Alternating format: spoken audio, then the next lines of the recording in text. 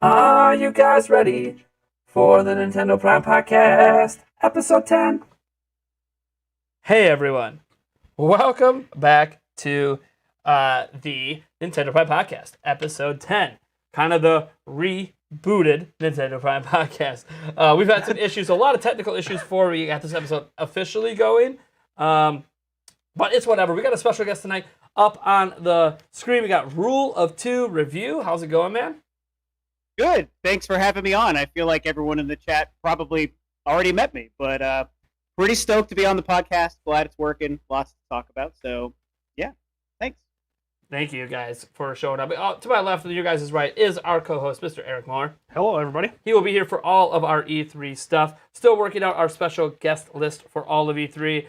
So again, stick by us while we have a lot of technical difficulties. We will get this stuff sorted out week over week over week. This is the biggest technical difficulty we've had in a while, but this is also the first time we've attempted a two-computer setup. All right. Now, let's get into the topics. We got some great stuff for you guys today. We got some Pokemon news. We got some Sakurai stuff we might need to clarify a little bit. We do have also E3 talk we're going to get into, but the first thing I want to get right off the table is the Sakurai news, because there's some confusion out there. I had people, after I put up my video, people messaging me, hey, have you seen what Push Justin said? Sakurai's not retiring. That's not actually what Push Justin said, if you guys go read exactly what his words were. But we're going to clarify this because we do have all the official translations at this point. But if you look at what Push Justin said, he was answering some questions. He says, is Sakurai retiring? Not yet. So let's clarify what's going on here. Masahiro Sakurai does a weekly column on Famitsu. And in his latest column, he went deep into some stuff going on in his life and where he's at mentally. And one of those things he mentioned is he plans to be leaving Famitsu magazine and no longer doing his weekly column that he's been doing since 2003. Did you guys know that? Since 2003, he's been doing this weekly column. Apparently, he's not even paid for it. It's just something he does because he enjoys connecting with gamers in a different way, and then typical developers do with just interviews and stuff. And he's talked a lot about his life and all that stuff throughout these columns over the years. And he said, hey, around the time that the second DLC character for Smash Bros. Comes out, he's going to be calling it a wraps, which he said is probably by the end of this year. He said, I still have a little bit more to give to Famitsu magazine, but then he's going to be calling it quits there. Now, he did go in-depth on other things, and this is where the confusion is, because, yes, he's leaving Famitsu. It doesn't mean he's not actually contemplating retiring. What he said specifically is that Sakurai has been having issues having fun outside of work, and he thinks if he doesn't work anymore, if he retires, he will enjoy other aspects of life more. And because of that, he knows, and this is a big thing he said, I can't develop video games forever. So I am debating or contemplating when I'm going to step away. He's not stepping away yet, but as Push Justin even says, he says, is Sakurai considering retiring? The very first word Push Justin said is yes. And that is the crux of the argument. Sakurai is considering retiring early. And when we say early, he's only 50. You guys realize that? Sakurai's only 50 years old. Him retiring any time from now to 60 is young. Even retiring at 60 is young in the video game industry. So he is considering retiring young. But for now, he still has stuff that he is considering doing after he's done with the Smash Bros. DLC. We don't know what that stuff is. Don't know if it's a unique IP, if he's going to go back to Kid Icarus. We have no idea what he wants to do. Now, what we do know is he has talked several times over the years that he wants to be done with Smash Bros. Right? He's been saying that since Melee, that he wants to be done with Smash Bros. And he said in a column back in December that he feels like Super Smash Bros. Ultimate is an impossible Smash game to follow up. Now, again, he has said these kind of things about Smash before, but in this case, I think all of us can look at Ultimate and go, yeah, every character that's ever been in Smash is in this game. All you have left to do is add every stage, every musical, and all the new, you get to the point, I mean, there's 80 plus playable characters in this game when it's all said and done. It's one of those situations where Sakurai is looking at it as, hey, I don't know that you can really make another Smash Bros. Game. At least he doesn't think he can. Now, Again, this is stuff he said before, but he's older now. For those who don't know, he ran into the health complications again last year while working on the DLC for Smash. And that's something to consider as well, is that his physical health is failing him the more he works. Now, Sakurai is a workaholic, and he kind of does it to himself, but he enjoys his work. And this is where he talked about how maybe it's time to step away so I can enjoy other parts of my life, which I think all of us can respect on some level. I saw some people panicking. What? Oh, I want my... He might not be making another Smash game again. So let's start there. This could be it. Even if he doesn't retire, he might never touch Smash Bros. Again. Because he doesn't know how you could top a game like Ultimate. The only other way to top his previous entries was to create the Ultimate Smash Bros. Game. And he did. So, I'm going to toss this first out the Rule 2 review. What do you think about Sakurai potentially retiring early? Not yet. Probably got another game in the belt that he's going to put out. Don't know what kind of game. He's talked for years wanting to make a different game besides Smash. So, what do you think? Should he retire early? Do you want him to retire early? And if he's got one last hurrah, what kind of game are you hoping that he's going to spit out? Well, would I want him to retire early? That one's really tough because as a fan, I think anyone would want him to just keep making games for as long as he wants to. The concept of retiring, I think, is a normal thing. 50 is young to retire. You're totally right. 50 is very young to retire, but it's not too young that you don't start thinking about retirement. And I think that that's maybe where some of the reactions are kind of coming from, and people getting a little bit too worried, like, it's done, Sakurai is giving up, he's retiring. And it's like, definitely not. If you're going to retire, you're going to think about it and plan for it years and years ahead of time. You don't decide I'm retiring tomorrow. You decide I'm retiring in 7, 8, 10, 15 years or what have you. So that's really what the whole thing kind of sounds like. And I think most of us would agree he's earned his retirement, whether he did retire tomorrow or if he retires in 15 years at 65 or what have you. The man has done amazing things for gaming and for Nintendo and all the Smash Brothers work he's done. Like you mentioned, Nate, the guy's made himself sick a couple of times. He's almost put his health on the line just making these great games that we love. So I love the idea of him getting a chance to retire whenever it is. You work so long, you earn your retirement. We'll all retire it someday, and maybe Sakurai is going to do it sometime soonish, in 5, 10, or 15 years. And following up Smash Brothers Ultimate, I know that that's also part of the conversation. And even when that game was announced, I remember discussing it and making video content about, here's a Smash Brothers game with every character. Where would Smash Brothers go after this game? And there really is almost no answer. What do you do? So hearing him talk about it that way, I think is interesting, that he's thinking the same thing for himself and for Smash. I've already made the Ultimate Smash. How could I make another one that tops this game? You probably can't. And so to answer the last question you asked too, what would I want him to do next? There's the cheesy answer, which is I want him to do whatever he wants to do, right? Which I do. I want him to just make something that makes him happy, makes him feel relaxed, doesn't make him put his own health on the line. Beyond that, just as a fan, I'm a fan of Nintendo platformer games.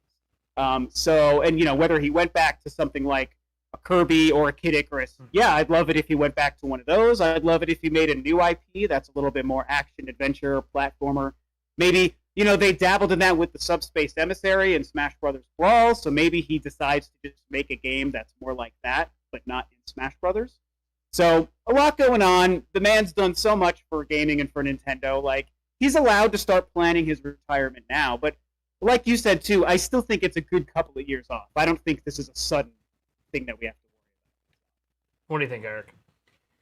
Oh, man. I can understand, yeah, for sure. If he's got health issues, you got to do what's best for himself. So, no hard feelings there.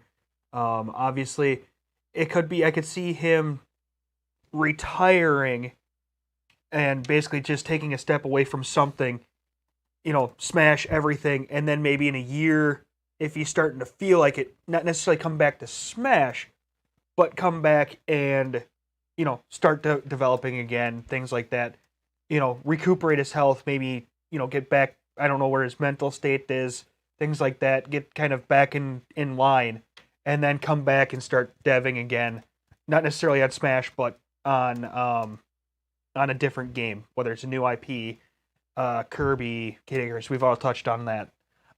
So he's got to do what's best for him. Obviously, I don't want to see him work himself to death, because that would be the ultimate worst thing that could possibly happen, or to physical impairment because he his hands he is not able to use his hands going on later in life, things like that. You don't want him to get to a point where he can't live a nice life. Healthy life. Yeah, right. And because he's working, not because of other things. So, that's kind of where I'm thinking and kind of where I stand on it. He's got to do what's best for him, obviously. So if he's retiring early, he's definitely deserved it. So, yeah. See, I saw a lot of panic today from a lot of Nintendo fans, a lot of Smash Bros. Fans in particular, panicking about him retiring. And the funny thing is, in the panic, it seemed to be a lot of panicking because if he retires, we're never going to get the character we wanted in Smash. And I kind of look at this from like two different perspectives. For the fan that thinks that Sakurai retiring is bad news because you're not going to eventually get the character you want in Smash, you can kind of like bugger off, to be completely honest. One, Sakurai hasn't made character decisions on what ones are going to be in Smash for quite some time. Nintendo has been doing it. He said as much, probably to get people off his back, stop e-bagging him for... People always talk about e-bagging on the channel. Oh, you're e-bagging for money. You guys are e-bagging for characters. You're on the internet begging Sakurai to put your character in when it's not even up to him anymore.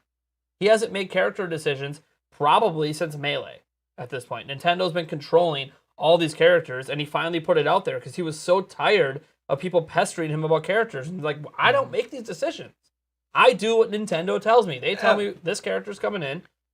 This is what we're doing. That's what Sakurai said. So, when people got all mad about that Fire Emblem character when it got added, it's like, he didn't make that decision. Nintendo made that decision to promote Fire Emblem Three Houses. So, it's one of those things that it's out of his hands anyways. He just does his best to make the characters work. Now, he will go back to Nintendo and tell you if a character won't work.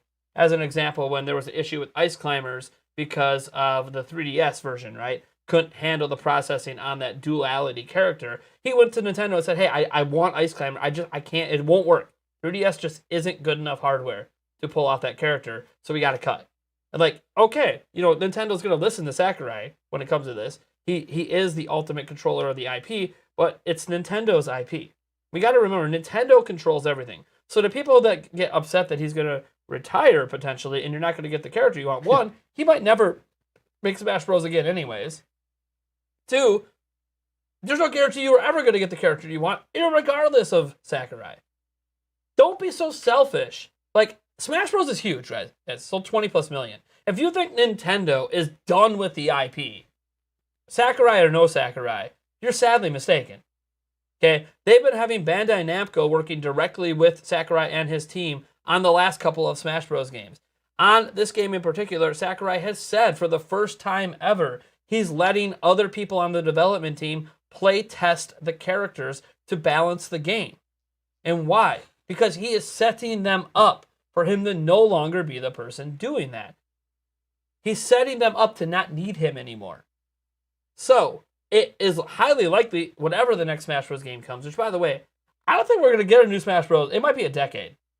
I think Ultimate, what's going to happen is they're going to bundle all the characters together, and on the next generation Nintendo platform, they're just going to say, here you go, here's Super Smash Bros. Ultimate Deluxe. Yeah.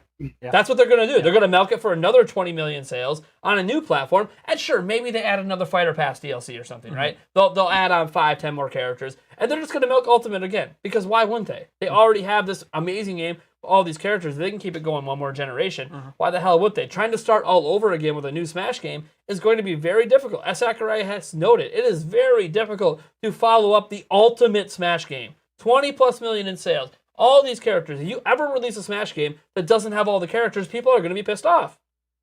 And it was so hard to do it as it is that they're just going to port it one more time. They're going to add in some DLC characters to keep the hype going, make an extra $20, $25 off people. Maybe even a second DLC, but maybe we get over 100 characters at some point. on the next generation systems. Shoot for 256. But it doesn't mean that. Whoa. But it doesn't mean that Sakurai is going to have anything to do with it at that point. He could be done. Right. And then again, that's why I said it could be 10 years because they might not be even on the next gen system. It might be on the system after that before they finally consider, okay, let's try to rethink Smash Bros. And let Bandai Namco make the Smash Bros. Game of their dreams or whatever. And so when you're of the perspective that Sakurai shouldn't retire for selfish reasons, get out of here. The guy's been suffering. His hands might get to the point he can't use them anymore if he keeps up the rapid pace he is with the way that he develops games. And you could argue that's his own fault, and you're correct. It is his own fault. But you want him to keep doing it? I'd rather the guy retire. Right. Yeah, I'd rather him same. retire than hurt himself. Oh, for sure. Mhm. Now look, he's not actually going to retire yet. He's contemplating. He's talked about stepping away from Smash before. This is the first time he's talked about retiring. He brought it up unprompted that he's contemplating retirement. And that's okay. I get it. He's young. And he's probably way more well off than most of us are at 50 years old. Yep. He's done his time. He's probably made his millions. He has to have at this point, at least off Ultimate. So, all I want from him is to do what he wants to do. If he doesn't want to do Smash, and he's been saying forever he doesn't want to do Smash, he kept doing it in the past, and he spoke about it because of Iwata. Okay? And it's possible that Smash Bros. Ultimate was originally being conceptualized and started while Iwata was still alive. So that this could have been one of his last swan songs to his... He was his best friend. He said publicly. Iwata was his best friend. So, like, one of the last swan songs for the Satoru Iwata. And now that that's done, and he did what he feels is the best possible job he could ever do on a Smash game, he wants to step away from it. And he's taught for years he's got ideas for other games. If nothing else, if he wants to retire early, spend more time with his family, go on more vacations, enjoy his life. As he said, sometimes he feels like game development makes the rest of his life not fun. Because he puts so much time into game development, he doesn't have the time. And then obviously when you're hurting yourself, that makes the stuff you do not enjoyable because you're in pain all the time. You're always going to the doctor, you're getting fluids, you're wearing casts and all these things to keep your wrist okay. And like at the end of the day, everyday normal activities, you know, hugging your wife hurts. Yeah. And that sucks. So ultimately, I want him to at least step away from Smash Bros. And be done with it after this Fighter Pass. I would like to see him just say I'm done. And people might get mad about that. But I'm sorry, we've gotten the ultimate Sakurai game. I don't need any more from him. Let Bandai Namco and Nintendo take it from here. And if the franchise bombs after this without Sakurai, so be it. Yeah, it happens. Okay? We can't keep relying on this guy to kill himself to make games.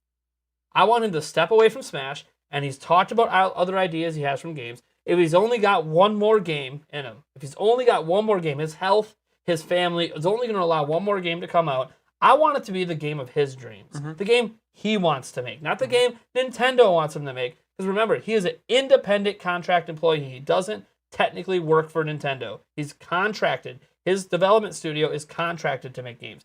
He can, I don't know what the contract states, but I'm assuming he can do what he wants. So if his contract is done after Ultimate, great. Let him make the game he wants to make. And he might make it for Nintendo. He's been making Nintendo games his whole life. High chance he's going to partner with Nintendo for whatever he's making. Maybe he doesn't. Maybe he makes it for PlayStation. Maybe he makes it for PC. Maybe what he wants to make is some small little indie game. I don't care. Whatever Sakurai wants to do the rest of his career, he's earned it. He wants to retire at 55, let him. He wants to make small indie games the rest of his life that you guys might never care about, let him. He doesn't need the spotlight anymore. He's probably tired of the spotlight. He's complained so much about fans going after him for characters. And let me throw on top of that. Those people who are going after him are possibly the reason why he's contemplating retirement, is so he doesn't have to deal with that constantly too. Physical and mental health. So all you people pestering him are part of the reason why he's contemplating retirement. So lay off the man. I guarantee you make game development less enjoyable for him. Oh, for sure. And therefore, probably other things in his life. Yeah. So it's sad to say that, but I mean that's just the reality. I think a lot of Smash fans, like I saw the reactions today, and there were so many selfish comments, and I'm like, wow, is this really what it's come down to with Sakurai? If it has, walk away, man. Walk away. And that's that's kind of the thing. Like, there's this weird, unique relationship, I think, that we've probably all noticed with Super Smash Brothers, Sakurai, and the fans, right? It's just one of those things where the fans are so aware of him and so connected to him. He's always doing those updates on Twitter and on the websites, and I feel like what we've maybe seen happen, which kind of leads to your guys' points about the fans demanding this and that, is that it's got like a little bit of entitlement, I guess. Maybe I have to use that word with people, right? Like, you need to do what I want with the character I want and do it with the game I want because it's Smash and you're Sakurai, and so I feel like I can yell at you about this. I mean, that exists in a lot of different franchise companies, but it seems like with Sakurai, the fan relation to him is just that much more unique, and people really want specific things, and they feel not everybody. Obviously, there's a lot of good people out there too, right? Like, we're not trying to call everyone out, but those really vocal people that Eric, you were bringing up, they're the ones who feel like they're allowed to yell at him and say, do this the way I want it with Smash because it's mine. And that's unfortunate. And like you guys say, he obviously has struggled with health and all these things. There is a good chance that's been part of what's made it hard for him too. And he's a really talented and creative guy. He's so good at what he does, making video games. If he's got 1 or 2 games in him, let him step away from Smash, which has dominated his life for decades, right? Let him do something different. I think it could be so great to see what he could do that isn't Smash Brothers. And like you said, Nate, Smash is probably still going to continue whenever he does step away. It's not gone forever. Yeah, it's the largest fighting game in the world, guys. Fighting games, in case people didn't realize, because, we think as an Evo, we think because of, the arcade cabinets, that fighting games are this big mainstream thing. Go look at fighting game sales, it's niche. The fighting genre is a niche genre. We know about the Street Fighters, the Mortal Kombats, but go look at the game sales. And then go look at the sales of action-adventure games. Go look at the sales of RPGs. Go look at the sales of FPS games. Go look at how many people are playing games like Minecraft or Fortnite. In comparison, fighting games are small potatoes. Like when ARMS sold 2 million copies, that was one of the best-selling fighting games of that year. Only 2 million copies. It outsold some household names that year. And people are like, oh, ARMS wasn't good enough. It didn't sell enough. If that didn't sell enough, then all these other fighting games should be canceled. Right. And then you have Smash Bros. Okay? Always at one of the top of the sale charts, and now 20+ million. Unheard of for a fighting game. Unimaginable. It's a phenomenon. It is a phenomenon of a game. Yeah, unimaginable. So, yeah, it's the ultimate Smash game, just from a sales perspective. They're not going to let Smash die. They might milk Ultimate for as long as they can, as Sakurai's final project, and maybe tacking on characters on the next console and all that. But yeah, they're again, that's why I said it might be a decade before you see a new Smash game, and that's okay to me. I'm okay with it. Ultimate is that good. It's a multiplayer game. It doesn't die. So, yeah. Speaking of games, today we got some Pokemon news. Kind of unexpected because a lot of people are looking forward to a Pokemon Direct or a Pokemon Presents or something, because the Pokemon Company traditionally in early June does a presentation, especially when there's going to be E3. They present outside of E3, and then Treehouse shows off gameplay during E3. And we still might get that. But today we got release dates for all the Pokemon games that we're looking forward to, at least the major ones, right? Pokemon Brilliant Diamond and Shiny Pearl? I think that's coming November 19th or 18th? Yeah, something like that, yeah. Something like that. One of those 2 days. And then Pokemon Legends Arceus, who we were told was coming early 2022. Oh, it's coming early 2022. January 28th, 2022. Like, okay. All right. I thought some people thought that Legends Arceus might get delayed. Clearly not.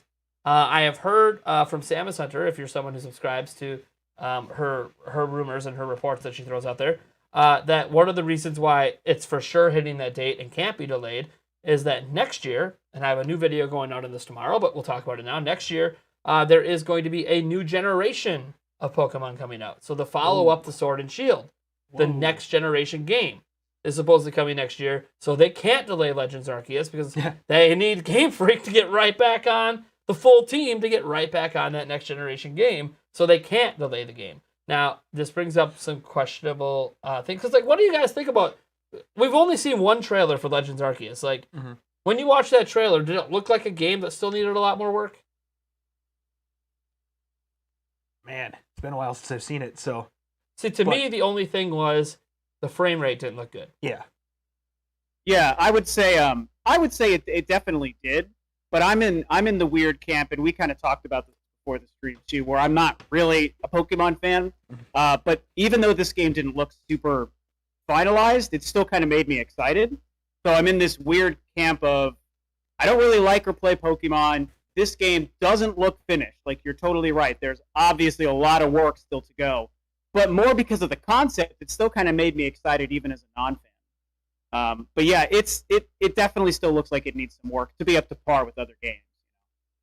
Yeah, it was weird to me. Like, they clearly did a lot of shots that compared it to Breath of the Wild in that trailer, and that's totally fine. They clearly are drawing inspiration from that, and this to them is the Breath of the Wild of the Pokemon franchise. And apparently, I've heard they've been working on it for at least 3 years. Breath of the Wild guys had 5+ years of development, so like to pull it off in 3 years kind of feels weird. Kind of feels like it might be a bit of a smaller experience, which, again, I don't really expect a world as big as Breath of the Wild here. Let's be realistic. It's Sinnoh. It's not going to be as big as Breath of the Wild, but it's one of those things that, one, it's what I've wanted Pokemon to do since I was a kid. Okay, I've wanted them to go open world. I wanted them to go outside of the confines of traditional Pokemon, and they haven't done it really. I know, yes, Sword and Shield had the Wilds area. I'm sorry, they added a Hyrule Field. That's not the same thing. Okay, I'm going to tell you right now, Ocarina of Time is a linear game. It's not open world just because there's a Hyrule Field. And that's what they did in Pokemon. They added a Hyrule Field. Okay, fine. That's nice. But it's still an enclosed linear experience, despite the fact that you can run all over a little open area. That's fine. Okay, how's that any different than running in the grass on a path? The path is just bigger this time. Yeah. Okay, everything revolves around a circle instead of revolving on straight lines. All right, cool. That's not open world. So I'm really excited for this game. I don't see my whole trepidation with Pokemon Legends Arceus is, do I trust Game Freak to create such an innovative experience? And then my response is, I don't know. They haven't captured my imagination with Pokemon in decades. And then new Pokemon Snap comes out, and I'm in love with this game. And by the way, the visuals in new Pokemon Snap made Sword and Shield look like an embarrassment. Oh my god. Yeah, it's a pretty game. It's a very pretty game. And now, I get it, guys, right? You're just snapping photos. Frame rate's perfect. The gameplay is practically perfect for what that game is. It is one of the most gorgeous looking Pokemon. It is probably the most gorgeous looking Pokemon game ever. And you see what Bandai Namco, who made that game, is able to do with Pokemon. And you're like, okay, Game Freak, you need to step the hell up. I'm sorry. Yeah, and I mean, yeah. Is it? Sorry to cut you off. No, isn't that kind of the thing though with Game Freak and the Pokemon games? And this isn't like a call out. You know, I'm not trying to be a non-fan calling out Pokemon or anything, but you know, I've seen the discourse and the conversations. You know, all three of us obviously have. We're not huge Pokemon fans today, but we see what happens, and there's always seems to be this battle. Weirdly, kind of like with the Sakurai thing, right? Where it's like the fans and Game Freak. Like, you know, we want this, we expect more, and Game Freak constantly seems to kind of not really deliver for the fans. And again, as a non-fan, I see the games, I see the footage and the trailers, and it doesn't really look, just visually, it doesn't look up to par with most other games, right? Which is kind of what started this whole thing. Like, Arceus looks really cool, but it also looks unfinished, and they're trying to make it like Breath of the Wild, but it is nowhere near as impressive or complete or stable looking as a Breath of the Wild. And I just think I've always found it kind of funny, and I guess I would say frustrating, even as a non-fan, that Game Freak can be the developer behind one of the biggest gaming properties on the entire earth, and they still can never really seem to get their games to kind of be on par with more of an industry standard with other games. Like, even from Nintendo, I'm not talking about comparing Pokemon to, like, PS5 games. Just when you compare Pokemon to even other Nintendo games on the same hardware, it's like it's never really there. obviously the gameplay seems to make fans happy, and that is most important. But there's something about Game Freak that it's like and you bring up Bandai working on Pokemon Snap, which looks fantastic, and so it's like, what's the disconnect there? As a non-fan, I just find it interesting seeing that dynamic. Yeah, and how like an outside studio can make your games look better than you can look. And it's weird because like someone brought up in the chat, I can't remember who it was, but they mentioned that like, well, wouldn't it be nice if like the Pokemon team wasn't 1/3 the size of Bandai Namco's team that they used on Snap? And it's like, exactly, that's one of the big issues is the Pokemon Company, and I don't even think this is a Game Freak issue. The Pokemon Company likes things that come out on schedule. They schedule everything is scheduled around each other, right? The anime is scheduled along with the games, scheduled along with the TCG. It all works in synergy. So they have very, very tight, strict schedules that sometimes lead to only a year or 2 years max development on a Pokemon game. In the case of Arceus, apparently 3. Okay, fine.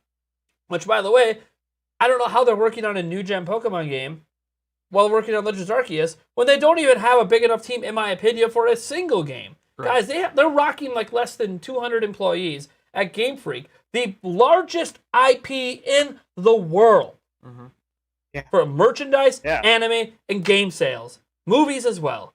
The largest IP in the world, bigger than Mario, bigger than Sonic, bigger than whatever Sony's putting out there, Kratos and Alloy, bigger than everything, bigger than Zelda. This thing is the biggest global icon IP in existence. And the development team is under 200 people. How does that happen? How do they not have a 500, 1,000 person team making 2-3 games at a time with 300 plus employees on every single game? How is this not happening? Yeah, and again, I was going to add to that point too, Nate. It's the fact that we also know they're always kind of making a couple of games at any one time. So if their team is that small, it's almost like each team becomes smaller because they're going to have to be dividing some people between multiple projects. So it's not like all 200 are on one game. It's like some are on this game, some are on the other game.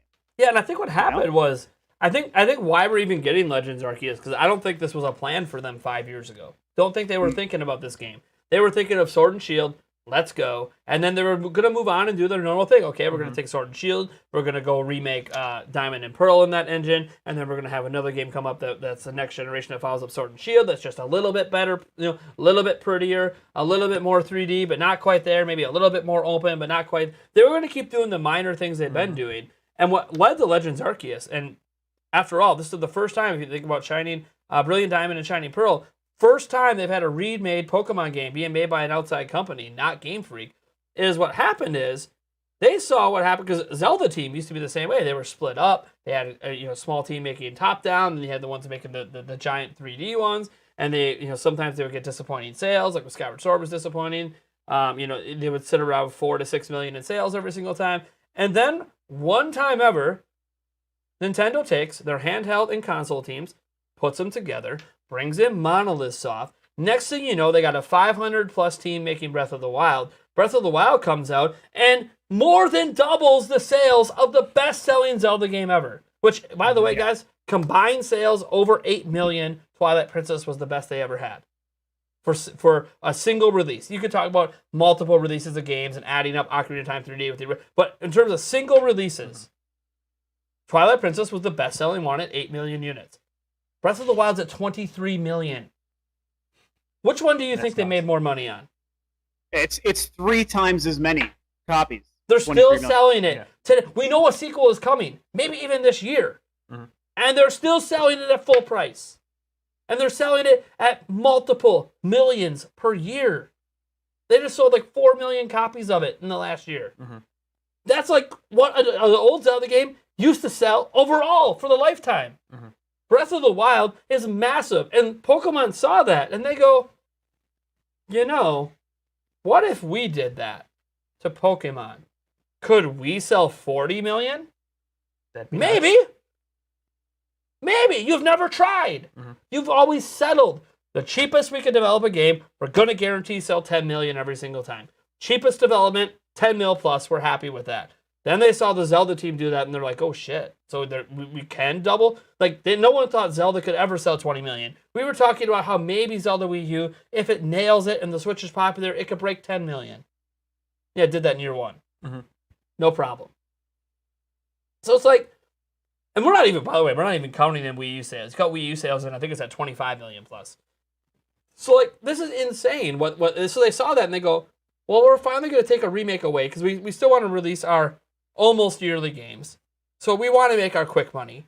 But how do we make our quick money, but still try to create this big experience? We'll outsource the game. And so you see people upset at the outsourcing and the chibi art styles. And okay, fine, be upset. But that's what Game Freak wanted to do to maintain revenue income and not lose revenue. But then also be able to try to make their Breath of the Wild. The problem I have is they're not taking the amount of years.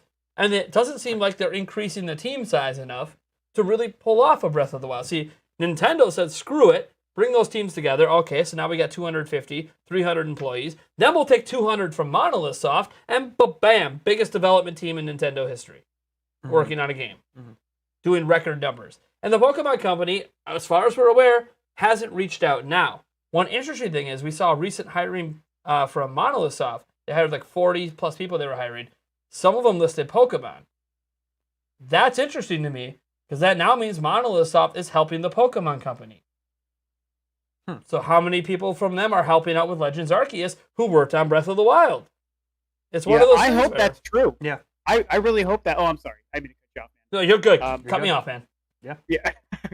I just wanted to say I really hope that that's true, and I hope that there's a fairly significant amount of people from Monolith that go over to help with Pokemon Arceus, just because that game is trying to do the open world thing. Monolith, like you mentioned, was really successful helping the Nintendo internal team make Breath of the Wild. Like, look at what they delivered as far as a true open world. I mean, I played tons of open world games. Breath of the Wild, that world blows them all away. And so you get the Xenoblade guys helping with this Pokemon Legends Arceus, Game Freak obviously maybe needing a little bit of help there. I hope that it's a significant amount of people. I hope that they really are working on Arceus and not necessarily something different. And, so they just gave us the release date, which we know is January. I'm personally okay with it because it's the first Pokemon game I'm considering buying and being excited for now. So I don't mind that it's coming out in January, but when you consider what it looked like just 2 months ago, and then you go fast forward a year to January when it comes out, like, how much better could they make it look with just their normal team? But you bring in the Monolith dudes, and maybe they can make it that much more impressive between now and January. Well, and I also wonder... That's my hope. Yeah, I also wonder, like, when we saw the game, how much of the game is done versus how much just needs polishing? Right. Because when we saw it, it's possible the entire game's already done. Mm-hmm. And now they want a year to improve the visuals, improve Polish frame rate, all this stuff. And that's what Monolith is. Because Monolith got heavily involved when they said, hey, we want to bring this to Switch. We need people who know what they're doing. They brought in Monolith Soft. So I'm wondering if, like, maybe when we saw it, it was actually an almost complete game. So now I do believe if it was almost complete, they do have the time to polish it and, take 9 months to get that thing going. Mm-hmm. COVID's obviously starting to come to a close. You can start getting people back in the office and really make this game come to life. And that's the thing, like, a Brooks of the development happened during COVID, and it just makes me wonder, like, how the hell did they do this? And is it going to live up to what fans expect? Because they have to know, based on just how many people watch that trailer, the multiple millions of people that watch that trailer on YouTube, the expectations on this are astronomical. Mm-hmm. And there's plenty of skepticism, but we're going to sell 10 million of this thing day one. Mm-hmm. This can't bomb. Yep. Or we could never do it again. They'll never take a risk again. Because this is a risk game for them. They could have put the team and made Diamond and Pearl look prettier. But instead, this is what they're doing. So it's a risk. I applaud them for taking the risk. Yes. Because Game Freak isn't technically usually a risky studio. But the Pokemon Company's letting them do it. They've clearly inspired by Breath of the Wild. Clearly they saw what Nintendo did with Zelda and said, we should do that with Pokemon. You absolutely are right. You should be that ambitious with Pokemon. It takes a several amount of years to do that. How's ambition going to fit into the Pokemon Company's schedule? Oh, well, we're going to make this as a prequel, so it doesn't really fit within the anime and stuff. It's just kind of something that happens before one of the main games. Okay, fine, but then how does the next game keep up? Do you have a separate team in a separate studio already working on your next-gen game, and then the Game Freak's going to come in and take over after? I don't know. I don't know. I don't understand the inner workings. Hardly anything gets leaked about the inner workings of the Pokemon Company. They're very secretive. If I play 1 second of the Gotta Catch 'Em All music on my channel, I get a copyright strike. They are very, very restrictive of their IP. It's insane. It's insane. Like, I can't even hum the lyrics, and they put a strike. Well, no, they'll claim the video. They won't strike it if I hum it. But if I play the real, it's insane. Yeah. I mean, this is the company where some people during E3 were having a Pokemon club meeting. It's a separate fan club they made, having it at a bar, and they shut it down because Pikachu was in the flyer. Jesus. They weren't going to lose money. These were Pokemon fans coming together to have some drinks and probably play some trading card game. Yeah. And they shut it down because Pikachu was in the flyer.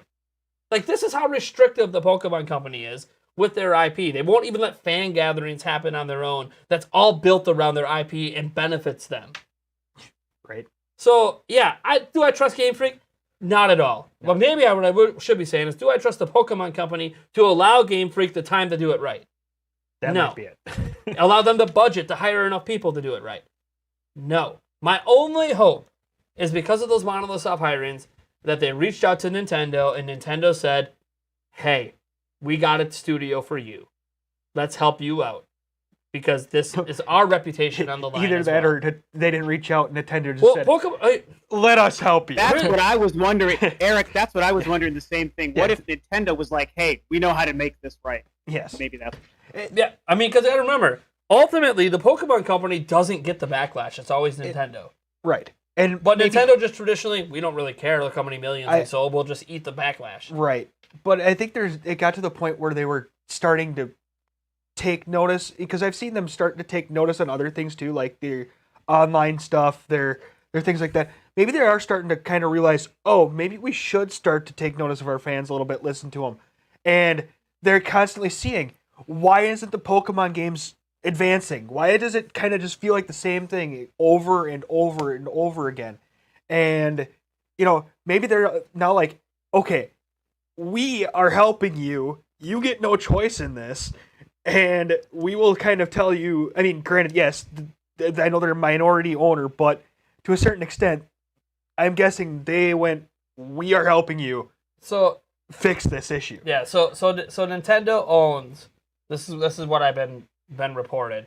Nintendo owns 60% of the actual Pokemon IP copyright. Oh, okay. Okay, so that's the ownership rights. It doesn't mean that's the cut they get on everything. Right. For Pokemon Go, their cut on that's way smaller. They just give the okay for the IP rights, but they don't take all those profits away from the Pokemon company and all that. They let the Pokemon company operate independently and all that, because that's how it works. It just works best that way. Nintendo doesn't have to worry about managing the cartoon series and the movies and all that, right? So, but Nintendo, if you look at it, every single cartoon series, you go to the credits, Nintendo's in the credits. Yeah. Because they're an IP holder. So yeah, I wonder if it's one of those Game Freak, because Nintendo's going to know what they're making for their system, because all console games have to be exclusive to Nintendo. That's part of that's Nintendo's stipulation with their IP rights. And they had to know this game was being made, and that's why it's like, did Nintendo be like, oh, you're going to make an open world Pokemon? 1 second. Monolith is going to help you out. Yeah. Period. You get no choice. Period. Because you're not messing this up. Oh, you're inspired by Breath of the Wild? We're glad. You can't screw this up. You screw this up, we get burned. Yeah, right. Not you. You can just fall back and just go back to releasing remakes and stuff and be fine. Right. We deal with the backlash if this can't live up to Breath of the Wild. Right. Yeah, and it makes you wonder, why would Game Freak not be willing to listen to Nintendo? Nintendo's not perfect, but they're a legendary game developer. They've been doing it for decades. There's a great Pokemon video game Nintendo relationship. So if those conversations happened, almost no matter who started it, whether it was Nintendo that approached Game Freak or vice versa, I mean, why wouldn't they listen, especially when they are taking that risk, like you said? They're like, we're going to try to finally make a totally different kind of game than we're used to. And Nintendo, the company we've been working with for decades, they're really good at this kind of game. So I just feel like they had to have been open to that advice. Granted, it's got to show in the final product, and so we have to wait until January to see if it actually delivers between Monolith and Nintendo and everyone working on it. But I mean, why wouldn't they listen to them? Nintendo knows what they're doing. I'm actually pretty hopeful, even though I'm not a Pokemon guy, because I want to find a Pokemon game that makes me excited and that I enjoy. I'm hopeful that Arceus turns out to be awesome and it looks great and it's fun and it's a big adventure game, because that's the way to get me personally into Pokemon. Just make it a big adventure. I don't care if you copy Zelda. I like Zelda, so if you copy a game in a series I like, you're gonna probably capture me a little bit more. So, I'm leaning towards optimism, even though there are frustrating aspects to Game Freak. I want to hope that they deliver with that game, because of all that help. Absolutely. Yeah. So obviously, these aren't the only games happening around the Switch. We got E3 around the corner, right, guys? It's right there on the logo in the back. We got E3 2021 coming up, our big pre-show. $3,500 worth of giveaways going on. Whole bunch of crazy stuff. Bunch of special guests, competitions. One of us is going to be dressed as Tingle for an hour. The other one's going to be probably dropping 3 shots of tequila. Another's going to be, doing the hot chip challenge and a whole bunch of crazy stuff. We're going to have a lot of fun, and you guys are going to win a lot of really cool stuff. But here's the thing. E3 is about the games. E3 is about what's announced. It's about the presentation. We're covering all that. We're covering it all live. And we're obviously very curious what the hell Nintendo's doing. Mm-hmm. Now, big shout out to Nintendo Academy. Earlier in the stream, he did a $5 super chat, and he said, this is for the hustle. E3 hype is at an all-time high. And I think it's at an all-time high for me, too, because I miss it. Mm-hmm. Oh, yeah. I miss it. We didn't have it last year. Yeah. And honestly, if I think everyone's honest with themselves, we could all tell E3 was missing. What it was replaced with didn't really replace it. Summer Game Fest spread out all throughout summer didn't really work. And now Jeff Keighley's doing it all in one night. Okay. He learned. Yeah. It didn't really click for people to do it all summer. So it's one of those things where it did, Ubisoft Forwards, there was 2 of them last year. Anyone even remember what was talked about those things? No one remembers because they were solo events on their own in the middle of months, just like Nintendo Directs, but not with lacking the exciting announcements. Instead of having it all packed together, one presentation, along with everybody else. Mm-hmm. We all remember the bad E3s for Nintendo and the good E3s for Nintendo. Everyone remembers that stuff because it all happens at an industry-wide event, and we missed that last year. There were attempts at it. There was the Digital Game Developers Conference. There was the Digital Gamescom. But none of it really felt quite like what E3 was. So E3's back. And Logan LeBlanc mentioned, he did a $2 super chat. I don't really know how I'm going to fit this one in. So I'm just going to bring up this super chat because it's sort of irrelevant to whatever we're talking about. He just wanted to say that he still wants Wii Sports on Switch.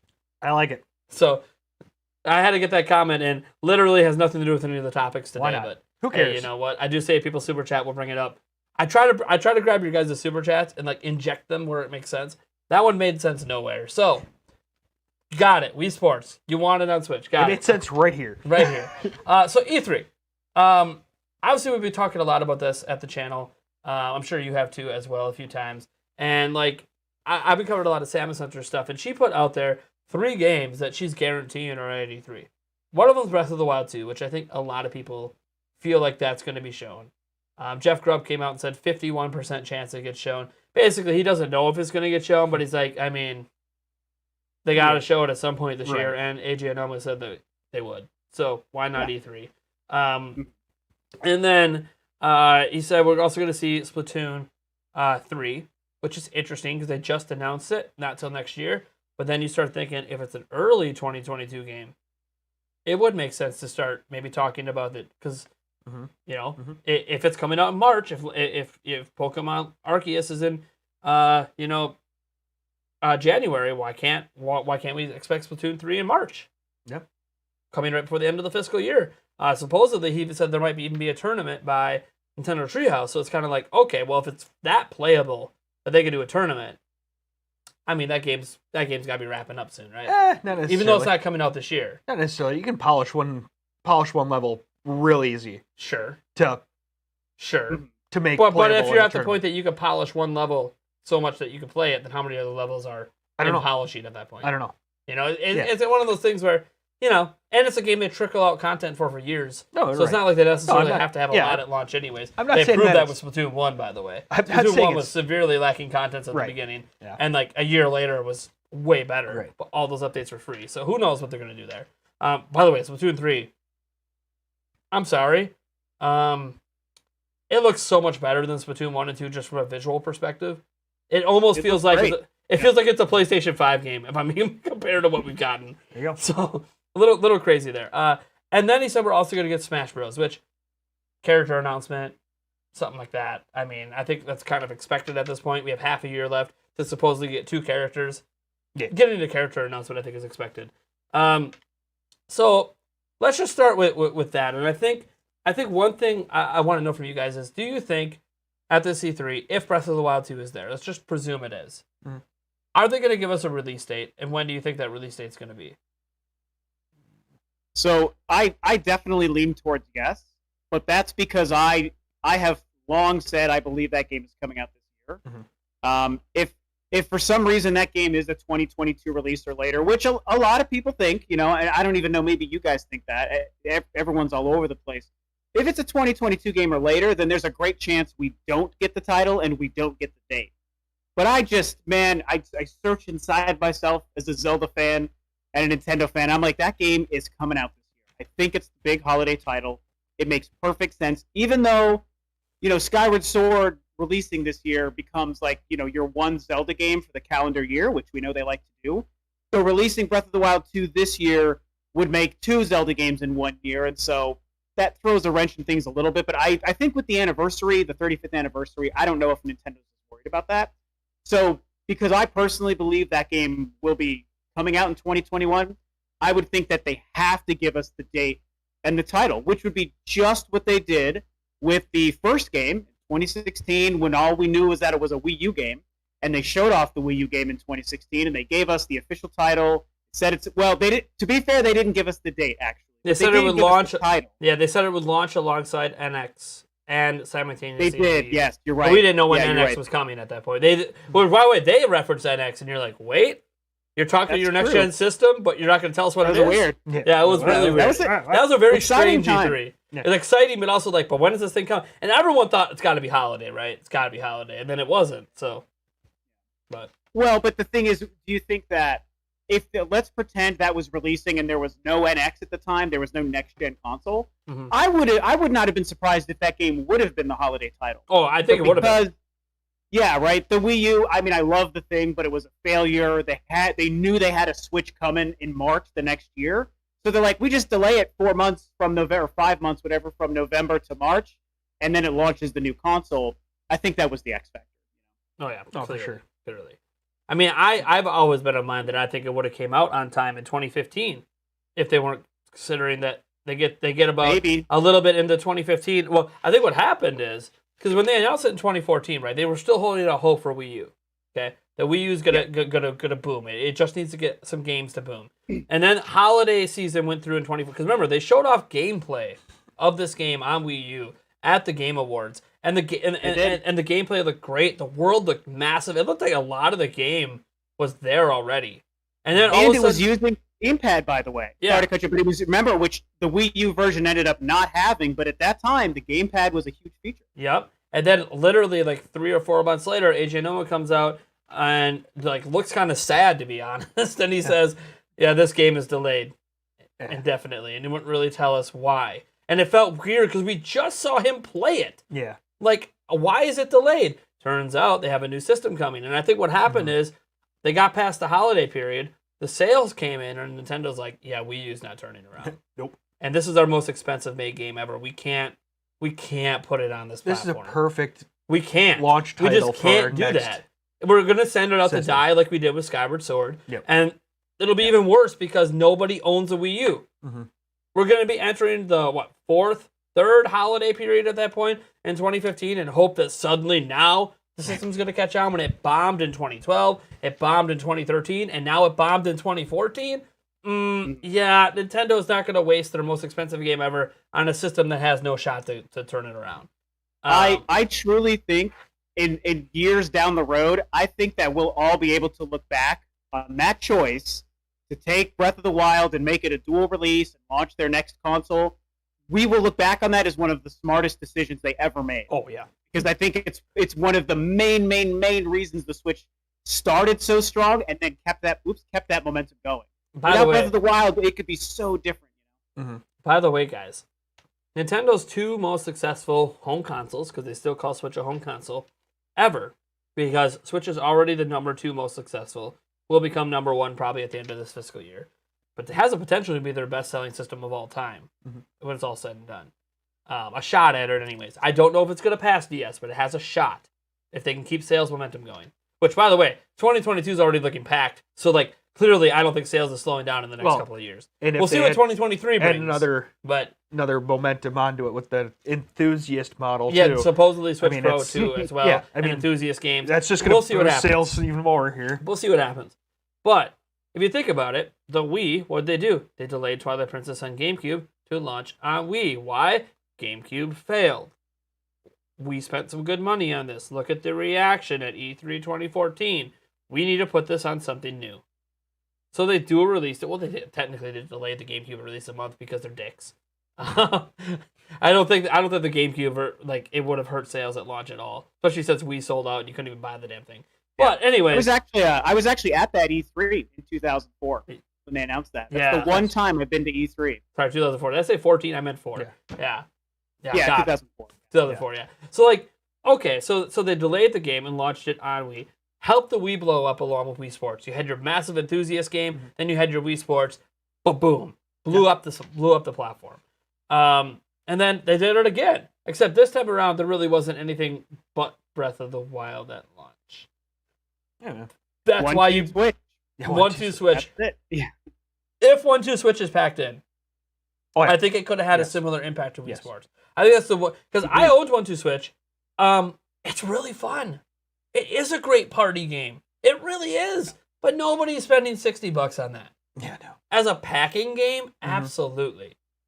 And I think that's maybe one of Nintendo's greatest regrets is that they didn't pack that game in. Even though the system did so well, it's one of those, but imagine the DLC and other things you could end up bundling in when 80+ million people own that game.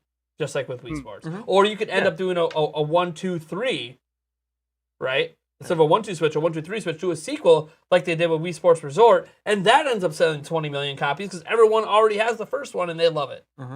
I think they missed an opportunity there for a sequel to become a franchise to do really, really well if they would have packed it. Because think of what 1-2 Switch was. It was literally a proof of concept for everything the system can do. So that's a little weird then. So is their biggest achievement and their biggest regret all within the launch of the system? Probably. I think so. Breath of the Probably. Wild I think so, yeah. and not packing in 1-2 Switch. Yeah, probably. The biggest success and the biggest regret. What I think what's funny about 1-2 Switch is for me, when you see how successful Ring Fit Adventure has become, even though that was helped with the pandemic, but I think even without the pandemic, it would have sold well. I think that kind of shows that a game like 1-2 Switch could have had a huge market if it didn't maybe release at that launch period, right? Because at that time, it had the stigma of being, it's like Wii Sports, but instead of free, it's $60, like you said. Right. But if it had come out maybe in 2020, 1-2 Switch, Labo sold really well out of the gate, Ring Fit Adventure, I bet 1-2 Switch could have sold a lot more in 2019 or 2020. Yeah, probably. Is what it is. Yeah. So we know about those potential 3 games, which again, I think if Splatoon 3 is there and is featured, that's got to be early 2022. Just my opinion. I don't know why you take up segments at E3 for if you think about it, we don't really, besides the Skyward Sword HD and the Pokemon games that we now have dates for, we don't know anything about the second half of this year at all. Nothing. Mario Golf. I mean, that's Mario Golf is the first half still. That's June. It's June. Yeah, you're That's right. That's first 6 months. So we have July taken care of with Skyward Sword because we know that traditionally, at least what it's looked like in the past, they like to have at least something coming out every month. Obviously, last year they didn't. 2019 they did. 2017 they kind of had something coming out every single month. 2018, I guess it's almost every other year they kind of have a down release slate year. Not necessarily that they don't have major games. Like last year, you can't say they don't have any major games when that's when Animal Crossing came out, like the major game of the year. Literally 30 million plus, unheard of. There is also No More Heroes 3, which I'm very excited about. Yeah. So that's big. Shin Megami exclusive Tensei title. 5 is supposed to come this year, but we don't have dates for any of this stuff. It's just No More Heroes is August. That has a is date it? in That August. has a date? Okay. Yeah. Okay. Yeah, it does have a date. That does have a Recently. date. Okay. We just recently.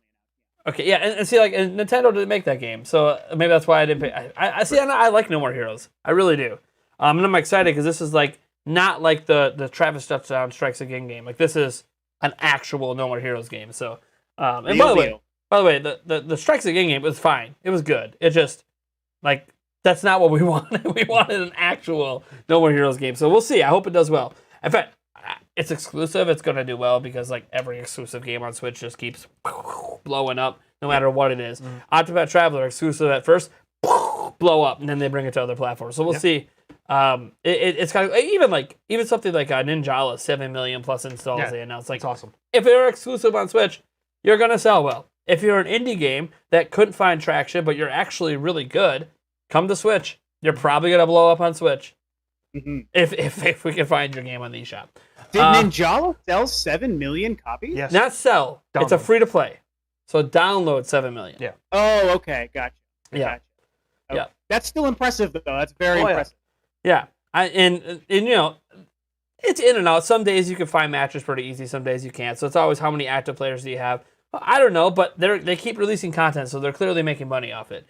What we might consider successes when we're thinking of the Fortnites or, you know, the Zeldas or whatever, isn't necessarily what Gung Ho considers a success. Right now, it's one of the most played Gung Ho games of all time. So they clearly are very, very happy with the success of this game. And it might eventually go to other platforms too, and then you can have cross-platform play, and that can increase the player base as well. But we'll see. I don't know if they're working on that yet.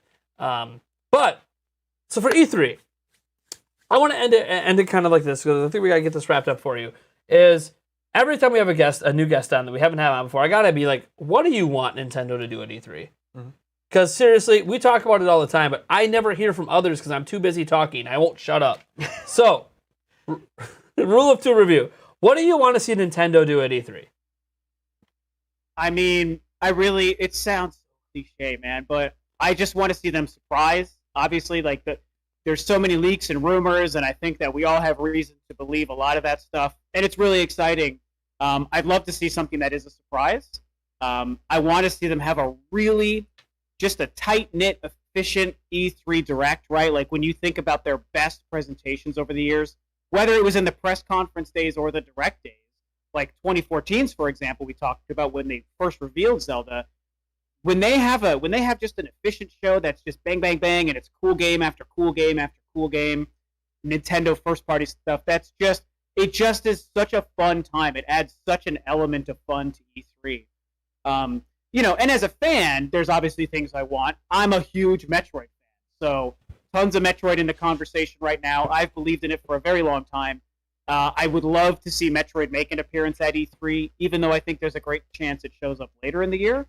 That would be something just as a fan I'd like to see, and I want to see them obviously give a date and a name for the new Zelda game. But yeah, I just want them to surprise us, and I want them to have a good show, because it always sucks, man, when they give any Direct, whether it's an E3 or a regular Direct, and if it doesn't feel like it's firing on all cylinders, and you've got so many people who are yelling and disappointed, and people start fighting, like, that sucks, man. No one likes that. We don't like that stuff. And I'm a fan, so I've been disappointed in Directs. That happens a lot. But it's about when people get mad about being disappointed, and then you got everyone yelling. So I just, it's cheesy, but I just want them to have a good show, a fun Direct with a lot of surprises. I'm surprised to hear about Samus Hunter talking about Splatoon 3. I thought that was very fascinating. I didn't really expect for that to have a big presence this year, because it's a next year game. So if that turns out to be true, that'll be a fun surprise, because I wasn't expecting it. Actual gameplay and stuff, that'd be sweet. Yeah, right. Yeah, or a tournament like you were talking about. If they do that, that's great. I hope they do that stuff. So, yeah, and Metroid, it really seems like it really does seem like 2D Metroid is a lock for E3. I think it's coming. There's so many, Samus Hunter shot. Not just Emily Rogers is now telling people to look forward to 2D Metroid at E3. You're hearing Jeff Grubb come out. We're hearing, even like Nate the Hate is saying on his podcast that it really just seems like that game's a lock. It really seems like we know who's making it. It's like, that's really cool that we have Metroid Prime 4 someday. I have a feeling it's next E3. You think next E3 is Metroid next E3? E3 is Metroid E3. You think that's gonna be the Metroid E3? Prime E3. Wow. And we'll be there. Hopefully. I mean, I think so too. People keep saying that when they reveal Prime, isn't that the prime time for Nintendo Prime? Well, because yeah. finally we get the game that matches the name, right? Right. Yeah. Taker610, thank you for the $2 super chat, and he has a question for Rule of Two. Who is your evil apprentice? Oh, okay. So he asks that because my name, Rule of Two Review, the name of my channel, is like a Star Wars reference. Yep. And so that makes me the master at that point. Who would be my evil apprentice? Oh man, I don't know. I mean, Eric, do you want a job, Eric? Do you want to be the evil apprentice? Why not? I can be evil. Okay, perfect. You're hired. Right? Oh, bro, yes. Nate, you suck. I'm out. Come over to my channel. oh boy. Oh, I suck. Awesome. Yeah. So like, yeah, the 2D Metroid thing that seems like a lock. Obviously, DK and other things have been talked about along those lines as well. Potentially, people wanting new Mario Kart, Nintendo Kart. There's a whole bunch. Like, what I find so fascinating is, yeah, we have a lot of supposed leaks and rumors, but we don't have any facts. We don't have any Nintendo or like even when we talk about 2D Metroid's a lock. We don't have any screenshots or like anything out there. We don't know what this looks like. There's no media release. There's no. Yeah, like that's what I think is so cool about this upcoming E3 is all these companies, and we don't really know what's going to be at E3. We have ideas, leaks, and rumors, and those are fun to speculate and talk about. But fact-based, this is for sure coming. Like even Breath of the Wild 2, not even Jeff Grubb would go all the way and say, "Oh yeah, that's 100% going to be there." No, 51, because he doesn't know. Nobody knows. Nothing is actually coming out from a image or trailer perspective, unless you're Square Enix. Poor Square Enix. Oh, poor Square Enix. The entire press conference leaking to the media. That is insane. Whoops. And not like, we're not talking about a list of stuff. We're talking the actual conference leaked to the media. Oh. And every day, more and more details are trickling out from it. I think the media who's all seen it is like, in like this, talking to each other behind the scenes and be like, yeah, let's coordinate when we want to release stuff. This info, you release Because what's going to happen is eventually some YouTuber or someone's going to get a hold of it and they're going to be like, I'm going to release it all now. And the media is like, we can milk this for weeks, baby. Yeah. For weeks. And so they're looking at it as consistent traffic for weeks. Whereas like a YouTuber like me might be like, oh, let me get that one video to 100K, baby. Yeah, right. That one video, instead of thinking, oh, if I slow leak this, I can get 3 videos, 10 videos to 100K. But like, you know, that's the way the media looks at it. They're like, how can we milk this story and let's collectively milk it versus one outlet blowing it out, getting their couple million views, and then that's it. Right. So if you guys don't think the media does that and coordinates behind the scenes, they don't really know anything about journalism. I'm just going to be honest with you. When a big leak like this happens, there's definitely look at how the information was coming out for the new Final Fantasy Origins game. There was little new bits of information from various different outlets. Why do you think that was the case when they all saw it? There's coordinated efforts to create multiple traffic across all websites. That's just the way it goes. And to be fair, there's nothing wrong. I don't blame them. It's really Square's fault and whoever the hell leaked it that this is even happening. So I'm sure the upper Square Enix isn't too happy, especially with Final Fantasy Origins coming out. When I'm pretty sure that was going to be like a massive surprise. Did anyone in the audience right now honestly think they were making a brand new Final Fantasy game when they already have a brand new Final Fantasy game announced? Like, we already know Final Fantasy 16 is coming, exclusively to the PlayStation 5. We already know they're working on the next part of Final Fantasy 7. Did anyone see another one like this coming? Maybe a Crystal Chronicles spin-off kind of game. But did we see, like, this kind of game coming, which seems like a big deal game? No. This was probably, like, the capper to their show. And so, now we know. So, I'm sure Square's not very happy about that. But hey, whatever. We're 2 weeks away from starting to have all the news come out officially, because what is it? It's Wednesday. This would officially be, like, the... And, like, we'd be done already. E3 would be done. Yeah, that's true. We would be. We'd be all done. Yeah. We'd already know everything. We'd be having our reaction show after the fact or something. I mean, maybe, if I'm alive. I'm kind of thinking with all that stuff getting out there and Microsoft today confirming their plans during E3, Sony's state of play tomorrow. I feel like before the end of this week, Nintendo probably will come out and actually finally give us those plans. Because I am ready. I want to know what they're doing. Yeah, it's got to be this week. And like Jeff Grubb kind of suggested that potentially Nintendo is going to announce their plans on Thursday. Now he did note it's not like he knows; he just thinks he knew Microsoft. He knew the exact time and day. He told us that the day before Microsoft announced. So clearly he heard. And like he said by the end of the week we're going to basically know probably 90% of all the E3 plans. I just hope that 10% that we don't know isn't Nintendo. Yeah, that would be such a Nintendo thing to do, too, yes, right? Well, think about it. Like, if we head into next week, right? Next week, we got June 1st on Tuesday. the following week is the week leading up to E3. Yeah. So if we somehow go into the 1 week before the week lead up to E3, and we don't know when everybody's going at E3, something's wrong. Like, how do you get to what's basically media week? Yeah. And not actually know when what they're doing at E3? So, like, it has to be this week, right? Like, forget Jeff Grubb. Everything has to be announced this week. It just has to be. Oh. Yeah, I wouldn't be surprised if they'd been coordinating, and so, it was established that Microsoft would announce today what they're doing, so Nintendo would have a different day, like tomorrow or Friday. Do it. Maybe that's why that happened. So Yeah. I would think Friday because I don't think they're going to step on Sony. Or I don't think they care about Sony's thing on Thursday. Yeah, because Sony's not involved. So not step on. Sorry, that was the wrong wording. Not try to be overshadowed by Sony. I don't know that. so they don't compete. I know. Right. I know. But I don't think they care about that. I'm gonna be honest. Like, here's the thing. Let's say, well, what are we expecting Nintendo to do? Announce the day and time of their show. Maybe tease one game like they do every time. I'll look forward to this game and more. So hopefully it's Breath of the Wild 2 they tease. Mm-hmm. Maybe not. And maybe they'll tell us some Treehouse times, which Sam and Hunter suggested that Nintendo's gonna be going all 4 days, at least with Treehouse.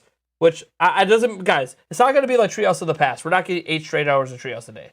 It's good because ESA is putting on a show, so they're gonna have like 1 hour, 2 hour segments here and there every single day, where they're gonna show some gameplay, do some interviews. That's fine, and they might even go on set with Game Over Greggy and all those other people, Greg Miller and stuff. Nintendo employees might even come on set and do interviews. Like, that could be how it works too. Because remember, they have hosts, so since they have hosts, it could be this whole magical event that's happening in that way. But what I heard from Sam Hunter suggested all 4 days. Microsoft is going day 2. Does that mean Nintendo's big thing's day 1? If they're all 4 days, how do they have Treehouse before they have their thing? That doesn't make any sense to me. It makes more sense. You have your thing here, and then you have Treehouse the other 3 days. Makes a lot of sense. Well, and traditionally, Nintendo normally goes on Tuesday when E3 is a Tuesday, Wednesday, Thursday event. Yes. So they typically are on day 1 of the official E3 show. Yeah. So maybe they do that on Saturday the 12th. Right? I know people are like, well, they never do directs or they never do things on weekends. Yeah, E3's never been on a weekend. Yeah, right. Yeah, it's different this year. It's different this year. Yeah. E3's never been on a weekend. No, they could go on Monday. They could be the capper to the whole event. They could go on Tuesday. But it's one of those, is Nintendo going to wait all the way to the end? Now, they could, and then try to blow everyone's minds and be like, hey, we won E3, here you go. Here's every game that's been rumored and games you didn't know were coming, and we're going to blow your minds and give you our whole slate for the next 2 years, and you're just going to wet yourself. The Treehouse. Then they wouldn't have Treehouse. So, like, I mean, they could, and just be like, we already announced Splatoon 3, we already talked about Smash, we'll do Treehouse on those, but, like, really, that's Breath of the Wild 1. That's like the app, like, you're going to give us, no, I'm sorry, we got to have the show before Treehouse. Because then all the things they could talk about on Treehouse are not talked about. What they do with Treehouse is they play all the games that lead up to the games that are going to be announced at the end of each. Oh my god! Oh my so gosh. Breath of the Wild 1, they play that. They play Splatoon 2. Yeah. They play... Oh, I see what. Yeah. No, that would be the lamest thing. I'm sorry. No, please don't do that, Nintendo. So they would get skewered if they did. Yeah. Oh yeah. So personally, I'm actually banking that it's going to end up happening on Saturday. But again, end of the week, we should finally know everything. And as for you worrying about Thursday, the big thing that's happening Thursday that I think Nintendo might care about is Sonic has their 30th anniversary event that day. Okay. Now, I don't know that Nintendo announcing E3 plans overshadows anything. It's not news. It's just here's when we're going to have news. I don't think that's really good. Like today, Microsoft announced today, yet there was a Monster Hunter event today, and we have a Dragon Quest event tonight. Yeah. I don't think Nintendo is going to care that other people have events going on because this is just a tweet. This isn't like a video thing that takes up your time. It's a tweet. Yeah. They throw out a tweet with an image saying, here's when we're doing E3. That's it. You see it, you're done. That's the news. Now, we see it, it becomes a 15-minute video. But that's because how can I not get hyped about finally knowing when it's going to happen? Yeah. It's like, I feel like we're going to have a bonus podcast episode. Yeah, it's possible. So we had another super chat coming here from Ridiculous Richie 89. Thank you for the $5. He says, drives me crazy that we haven't seen a drop of Bayonetta 3 or Metroid, but we have a release date for Pokemon Arceus. Am I the only one? You're probably not. No. We didn't know that game existed. They announced it. A couple months later, we have a release date.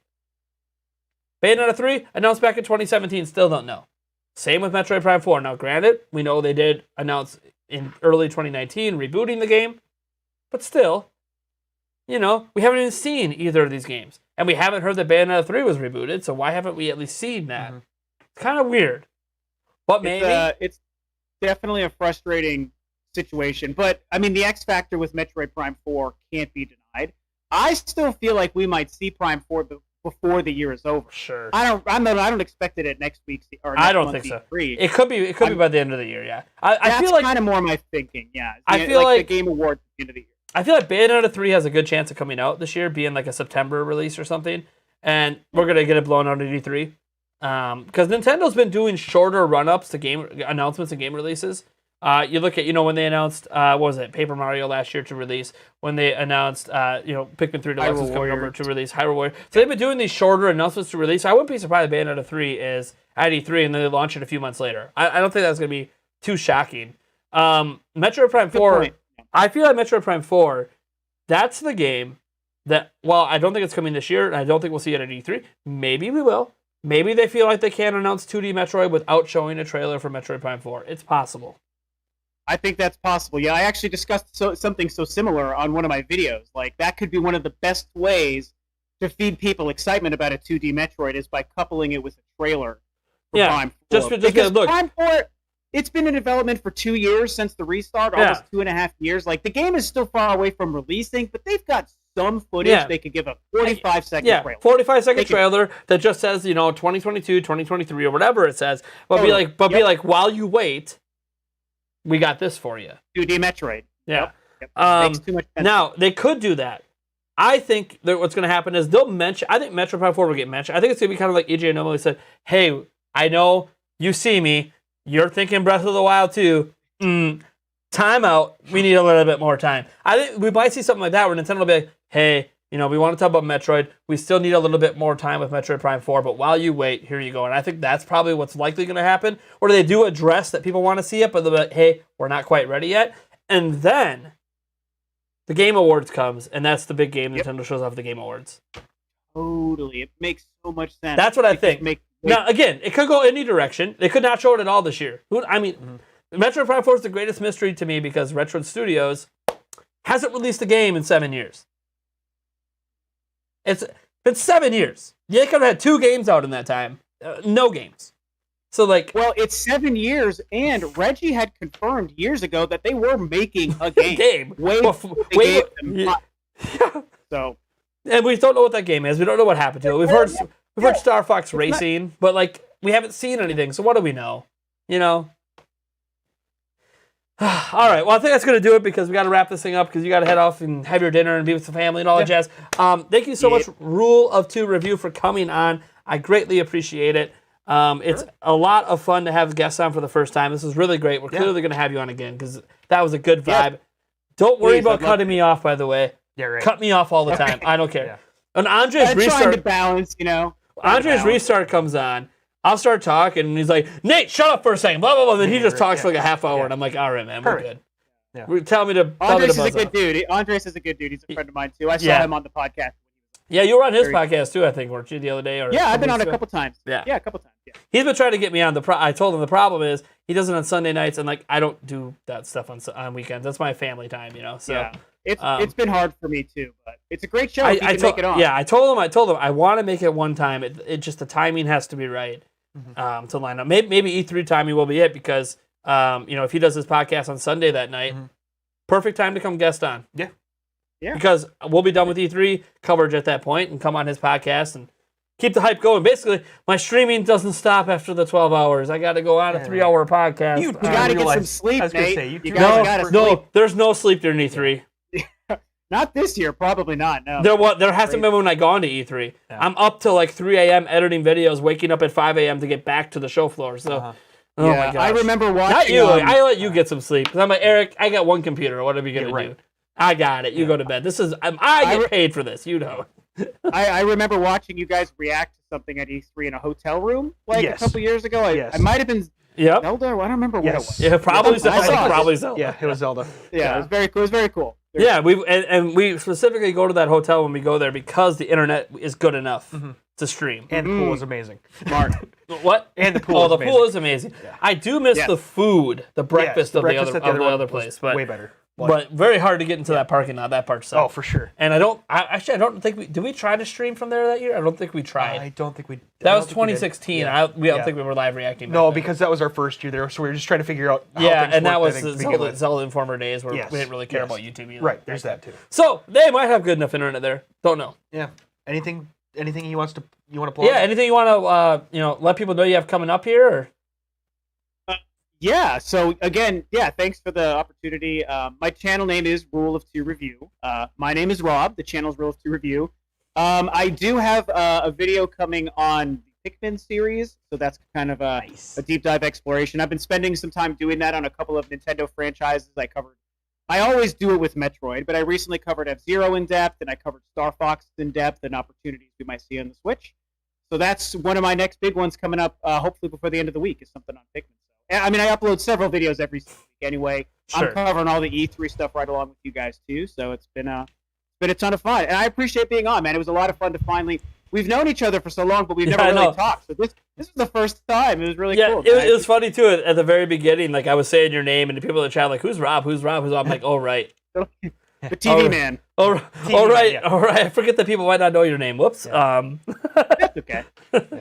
Anyways, all right, well, you guys can find this podcast anywhere podcasts are heard, Spotify, iTunes, all that jazz. We put the audio version up. I try to get it up like same night. Usually doesn't happen. Usually comes the next day. It is what it is. I do my best. I'm typically a one-man show. Even right after this podcast, we got cable management and other things we got to get done here tonight. Might pull up another little bit of a little bit live stream later, maybe a 45-minute one just to retest everything.